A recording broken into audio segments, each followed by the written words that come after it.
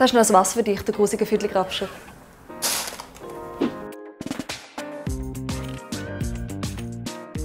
Hier wäre dein Hahnenwasser und somit darfst du eigentlich jetzt den ganzen Tag hier ein bisschen Homeoffice machen bei uns im Resti. Das WLAN-Passwort ist übrigens «Fick dich ins Knie 365». Da haben wir eine Karte. Übrigens, Lächeln gehört zu meinem Job und nicht zu deinem Pimmel.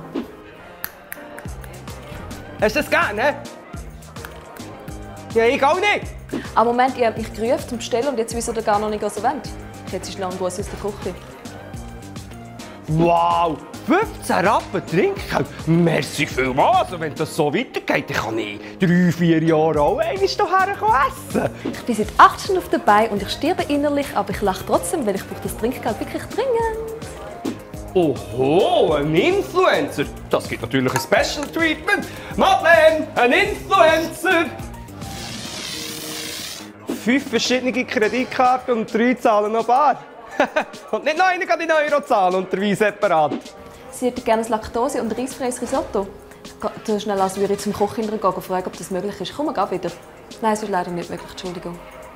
Oh ja, ihr seid im Stress. He? Nein, ihr wollt ja nicht die Werbungen vor dem Kinofilm verpassen. Nein, alle schneller arbeiten, schneller. Achtung, ich glaube, links winkt einer. Ja, schön rechts rüber schauen.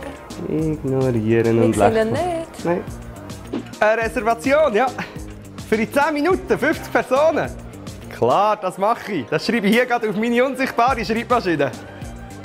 Fräulein, natürlich darfst du mir Fräulein sagen, runzliger Falterzwerg. Ade, ich habe die Hände gewaschen nach dem Pissen. Ich habe das Essen gespeuzt. Ciao. Die Hälfte von deinen Bombenbriten habe ich gegessen, bevor ich sie am Tisch hatte. Fickt euch. Ade miteinander. Gleichfalls.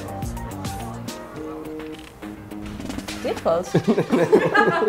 Ebenfalls hätte ich sagen. Also, ich sage nochmal.